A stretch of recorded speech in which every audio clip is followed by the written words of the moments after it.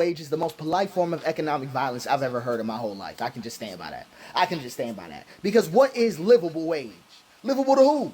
For how long? With what dignity? How many skip meals are considered reasonable in this equation? I just want the math to come together. Because you know what livable means in this economy? It means you don't die fast enough to disrupt businesses. It means you just make enough to come back tomorrow. Not enough to rest, not enough to breathe, not enough to leave, just enough to keep showing up grateful. That's the whole thing. And the phrase itself is a gentrified phrase. Livable wage is the gentrified phrase. I can show you what I mean. Livable used to mean I can raise my kid, eat good food, sleep in peace, and not fear this landlord. Now it means I could afford gas station ramen and pray that toothache goes away on its own. When business owners say, when they talk to y'all about livable wage, I want you to understand what's going on. They always talk like this: we can't afford to pay a livable wage. I want you to hear the translation. I want you to hear the translation. Here's what they're really saying. We need your poverty to keep our profit margin stable. We need your exhaustion to stay in power. We built a system that only works if your soul stays discounted. I just want you to understand the situation. They want you to live in the gray zone between breakdown and submission. And that's where you technically don't starve, but you're never well fed enough to leave. Because livable wage is never about living. It's about controlling how much you have to live. Right, controlling how much you have to grieve. It's the bare minimum you'll tolerate and the slowest path to collapse. It's the least amount of money capitalism can offer without sparking a riot. I just want you to see the situation. Here's the real sting. The real sting is that the moment that you ask for more, guess what you get called? You get called entitled. You get called ungrateful. You get called unrealistic. You know what they say? You should be happy to have this job. But what they mean is you should be happy to be owned in installments. Is that where you're okay with? Do you see what I mean? Because the system ain't never been broken. It's working exactly as designed. You're supposed to confuse exhaustion with opportunity. That's what they want from you. So I want you to step beyond that. You don't want a livable wage. You want a worthy one, a dignified one that lets your soul stretch in the morning instead of calculating survival by lunch. Stop asking for livable. Ask for restorative, ask for sustainable, ask for expansive, ask for soft, ask for unapologetic, ask for beautiful, because you were never born to budget your breath. I just want you to see where I'm coming from. Living wage conceptually is the floor, because but here's the thing, right? If living wage is your moral standard, it's the floor. Humans were never meant to live at the floor. So we got to get beyond this. We got to look at the true demands. We need a soul-compatible economy. No paycheck should require you disconnected from your child's milestones or your spiritual center to maintain. I just want that to be clear. We also need narrative dignity, not just enough money, but we need the right to be unmonitored, the right to be unpoliced, the right to be unperformed for capital. Not to say that your value only exists or is earned through work, because that's what livable means. That's what makes it so gentrified, because livable implies that your value is still earned through work. But to be valued is to be allowed to be without needing to justify your own breath. That's value. But livable wage still does that. So still puts us in that position. So we need narrative dignity. But we also need economic softness. Not comfort for the rich, but systemic gentleness. We need to truly, and I say this with so much depth.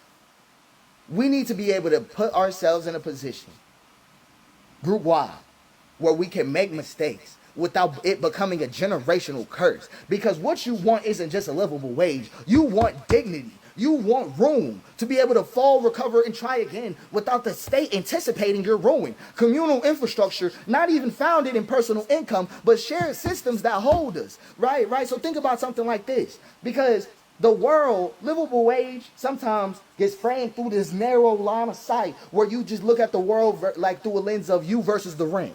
And it's not you versus the rent. We were never meant to individually out-hustle the collapse. Right? I just want you to gather yourself in the context of this, because sometimes when we talk about livable wage, it isn't reasonable. Because a true economy is based on the time that you have and not the money. So when you're talking about livable wage, you don't even just want the wage, you want the time. So we got to make sure we talk about having enough freedom that your nervous system can stop bracing. Because what's the point of livable if your soul is still surviving every clocking? So we don't want livable wages. We could do so much more damage. So much more damage. We want soul compatible labor, Time sovereignty, narrative dignity. We want gentle consequences and communal rootedness, safety without surveillance, and a future that doesn't require us to fracture to earn light. That's all I'm saying. We were asking to matter because one of the biggest things about living in a white supremacist world is that all belonging must be earned. And if you've been black this whole time like me, then you know that ain't never been how it's been for us. Your belonging ain't supposed to be earned. You are. Right? And this is one of those things where we really got to get people to embrace because you are, I am, it really is like that. It is like that. So it's beyond livable wage. It's a gentrified word. And if that word don't include room for your dignity, if livable wage does not include room for your dignity, I'm not hearing about it. Phrase livable. Shalom. All praise be to Yahweh, Bahashem, Yahushai, Bahashem, Kakadash. The honors to the elders and apostles of Great Millstone. To the brothers that's out there prophesying the bodies of the sacrifice. The prophets of the Lord. Shalom to the Aqua, Akim and Aqua, the men and women, brothers and sisters, I believe in the truth. So called Negro, Latino, and Native American, the Israelites, the Bible speak of, according to the scriptures, the process of elimination, the fulfilling prophecy, and shalom to the Israelite foreigners, those that Israelites that are scattered across the four corners of the earth, living among the heathen, or may look like the heathen. We're scattered, so you're gonna have Israelites looking like, types of people. Scripture said Israel is as the sand of the sea. It's innumerable. We scatter across many nations. You know, and we produce fast.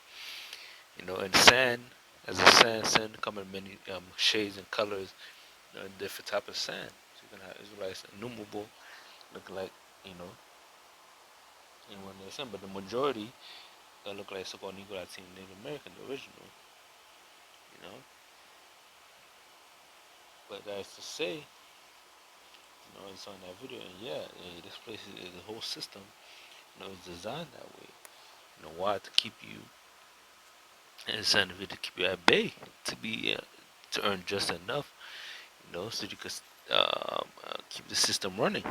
But it's not to your benefit. You're not living a livable wage, and they give you some small entertainment, Netflix, movies, etc., games, or some cheap entertainment, etc., to keep you distracted. TikTok, social media, and stuff like that, to keep you distracted from realizing you're in a sinking ship. Now people are realizing that it's too late. The boat is already sinking, you know, and there's no more lifeboats, man. The elect already took the lifeboat and out of here. Which the next lifeboat is this word. Yahweh Shai, you know, which became an environment of the book, which is this word, this wisdom. Was it Isaiah 33?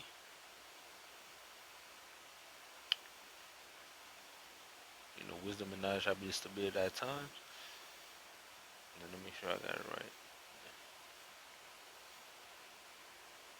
Yeah, 33 and 6. So there's the wisdom. This wisdom is keeping us stable. This wisdom keeping us stable to come in time. But anyway, in the video, because this place, scriptures tell you. I believe Zechariah 19. Zechariah 19 Slack,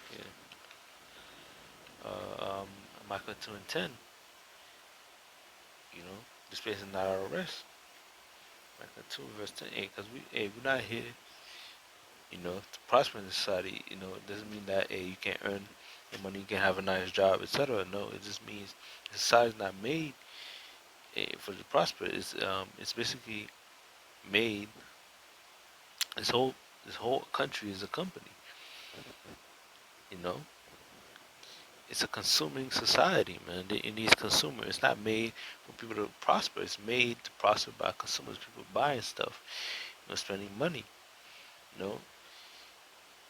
And when you have and higher living wages when everybody's working. They don't have time to look into things, to see what's going on, to make plans to escape. Like I said in that video, there's no, it doesn't give you enough rest, to seek out other opportunities. You constantly in survival mode. It says arise ye and depart. You're just praying that you don't lose your job.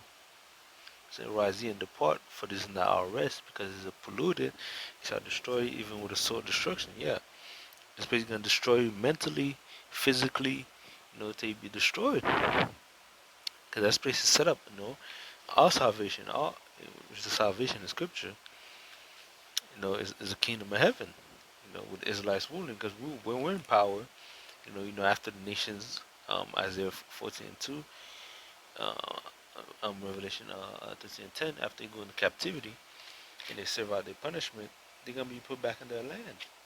The earth is gonna be under righteous rulership, and they're not gonna be 2 weeks pay, 1 week pay. No, since the whole earth is gonna be under our laws, our righteous laws. They're gonna get paid for the services at the end of the day. But I believe in, was it Deuteronomy 24? Deuteronomy 24 chapter, when it talks about it says 14. It said, "Thou shalt not oppress an hired servant that is poor or needy, whether he be thy brethren or thy strangers that are in thy land within thy gates. At this day thou shalt give him his hire, neither shall the sun go down upon it, for it is poor, and setteth his heart upon it, lest he cry against thee unto the Lord, and it be sent unto you." So even in our people, within our laws, then with our people, servants, etc., or the poor, when you hire somebody, you pay them at the end of the day, but that's any job. The scripture talk about a day's wage. You know, you're not gonna wait a week for the payment. That's just as an example of a small part.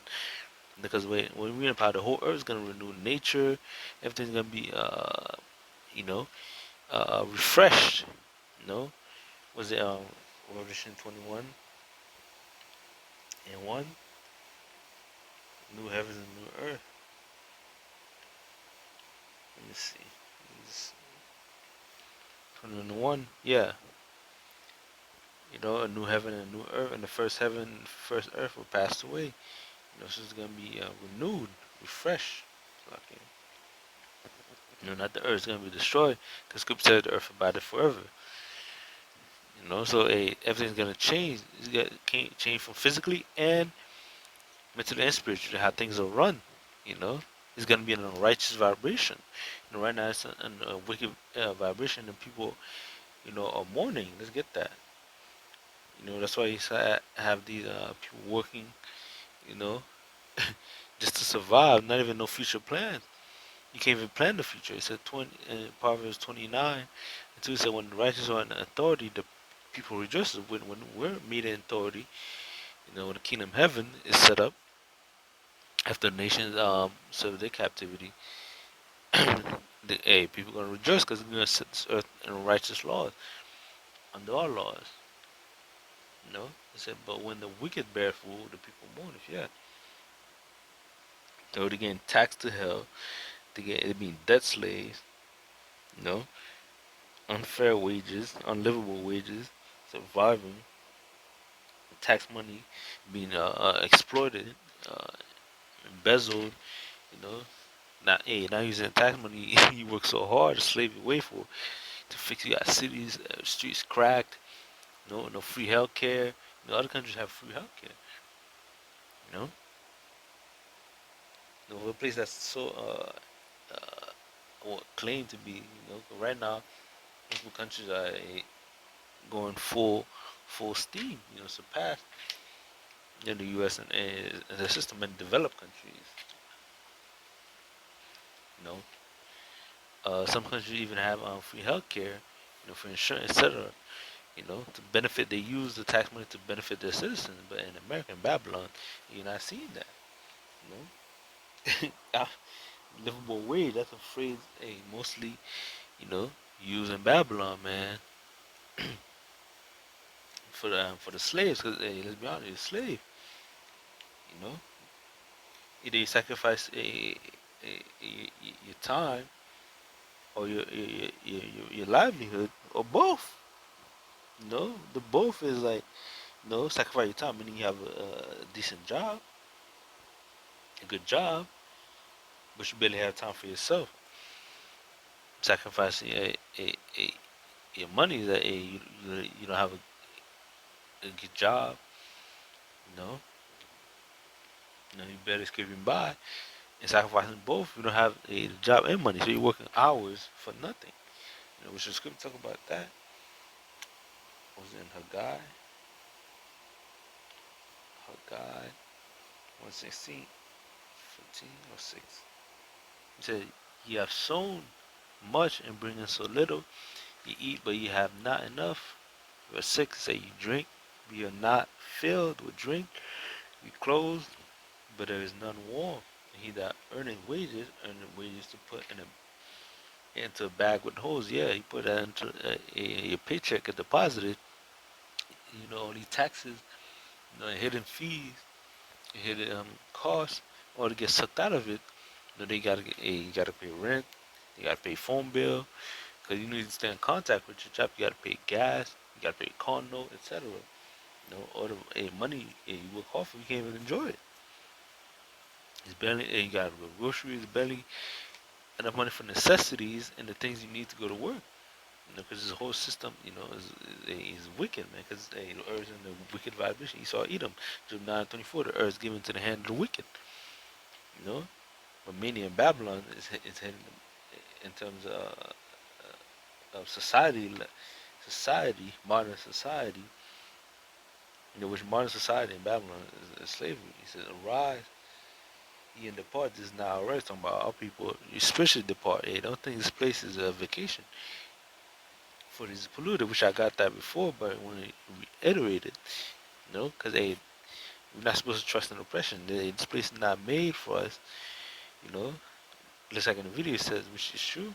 Most that benefit is Esau. Edomite is so correct, man. Even now, since they trying to bring it NW the New World Order, they're gonna get fucked over. You know, you only have a bunch of them all getting voting for Trump. But I just want to hey, but let's get one more.